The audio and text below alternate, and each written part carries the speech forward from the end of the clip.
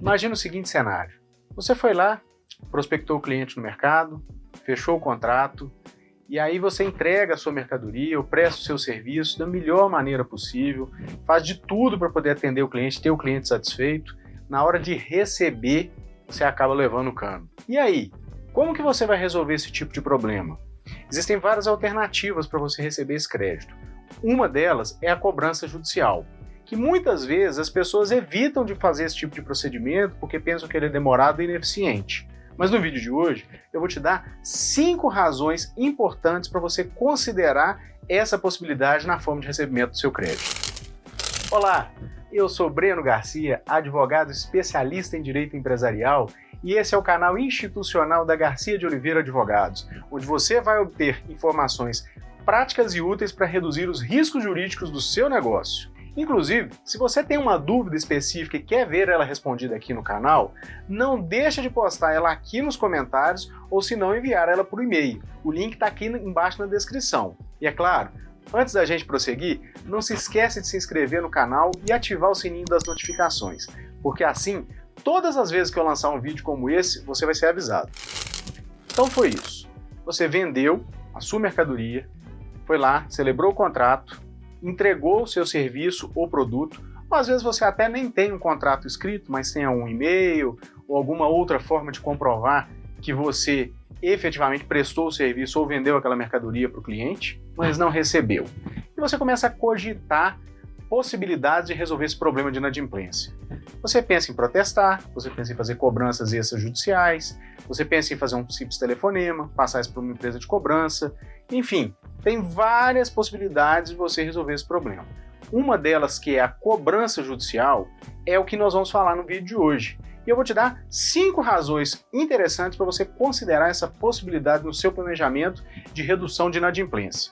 A primeira dessas razões é que a partir do momento em que você decide judicializar a questão, seja através de uma ação monitória, de uma ação de cobrança ou mesmo de uma execução, passam a incidir juros de 1% ao mês a título de mora, além da correção monetária, que é normal em todas as dívidas. Eu não sei o dia que você está assistindo esse vídeo, mas hoje a taxa Selic está em 2%. Isso significa que a dívida, quando ela começa a ser cobrada pela Justiça, ela cresce a taxa de 12% ao ano, ou seja, 1% ao mês. Isso fora a correção monetária.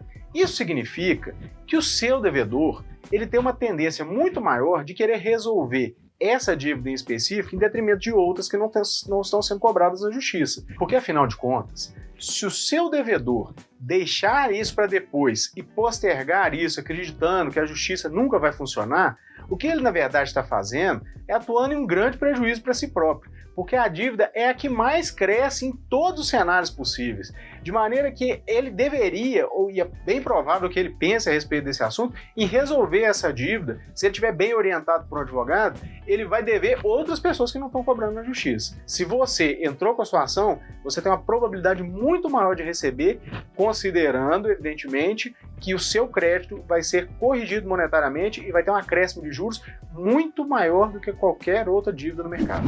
Uma segunda razão que você deve considerar é o fato de que uma cobrança judicial prejudica o devedor a realizar quaisquer outros negócios. Mas olha só, o seu objetivo não é prejudicar o seu devedor, mas isso acaba funcionando como uma forma coercitiva de você solucionar o problema. Afinal de contas, quanto mais a vida dele ficar complicada, maior é a probabilidade de ele tentar resolver isso com você.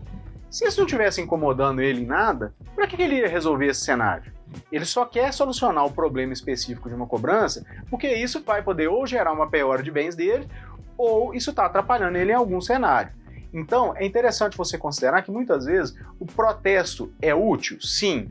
A notificação ou mesmo a inscrição em Serasa e SPC e outros órgãos de inscrição ao crédito são úteis também. Mas a cobrança judicial, ela, aos olhos de quem está analisando risco de crédito, ela normalmente tem um peso muito maior. E aí, se o seu devedor tivesse submetendo a uma análise de risco de crédito, que é normal de acontecer, porque risco de crédito não é só quando a gente está falando de empréstimo bancário, quando você está falando de empréstimo de fornecedor, quando você está falando de contratos em geral, sempre a outra parte vai fazer uma análise de risco de crédito. Então, esse fato de existir uma ação de cobrança na Justiça pode ter um peso muito grande. e às vezes ele vai deixar de realizar alguma oportunidade ou algum negócio em função disso. É a hora que ele vai te procurar para resolver o problema. A terceira razão pela qual você deve considerar a possibilidade de ajuizar uma ação judicial é que ela é a única forma de você ter o bloqueio de bens do devedor. O protesto, a inscrição no Serasa, a notificação e as cobranças por telefone, elas não têm consequências de penhorar bens, de levar bens a leilão, elas não vão transformar o patrimônio dele em dinheiro para poder te pagar. A única forma de você fazer isso, efetivamente, é na justiça. É bem verdade que a justiça, de certa forma, é lenta e muitas vezes isso acaba sendo um pouco frustrante para o empresário que quer receber o bem, quer receber o direito dele rápido e nem sempre ele consegue fazer isso na justiça. Mas a gente precisa considerar que se você não adotar os procedimentos judiciais, você também não vai conseguir invadir a esfera patrimonial do seu devedor e ir lá para poder fazer o quê? Pegar os bens dele, levar os bens para leilão, transformar aquilo em dinheiro para poder receber. A única forma que você consegue fazer isso é dentro de um processo judicial. A quarta razão pela qual você deveria considerar essa possibilidade é que ela tem um efeito inibidor de que outros devedores façam a mesma coisa com você. Se você é uma empresa que tem fama de cobrar na justiça e tem fama de difícil negociação nesse tipo de débito, existe uma tendência maior de que todas as pessoas que se relacionam com a sua empresa respeitarem esse seu posicionamento e evitarem inadimplir com você.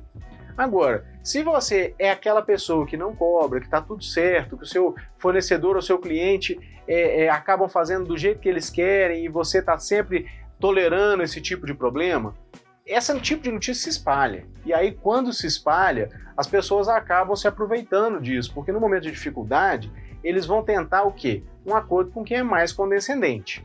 Se você é mais rígido e simplesmente tem procedimentos de cobrança, não aceita inadimplência e não deve mesmo aceitar, porque se você está prestando um serviço de qualidade ou está vendendo uma mercadoria boa, que funciona, que vai resolver a vida do seu problema, não faz sentido nenhum você entregar a sua parte e o seu cliente não cumprir com a dele. Por isso, considere também o efeito inibidor, o efeito pedagógico que essa cobrança vai ter, não só sobre o seu cliente que está te devendo em si, mas sobre os potenciais devedores futuros, que muitas vezes são pessoas que têm relacionamento com esse cliente que está sendo cobrado da justiça. A quinta e última razão, ela não é propriamente jurídica, mas é uma constatação. Você já reparou que todas as empresas grandes usam do instrumento da justiça para poder receber suas dívidas? É só você pensar num banco, por exemplo. Quando o banco simplesmente não recebe, ele tem um limite ali de negociação, que vai ali em torno de 90 dias, 120 dias, mas depois disso ele entra na justiça para poder te cobrar. O Estado também faz a mesma coisa.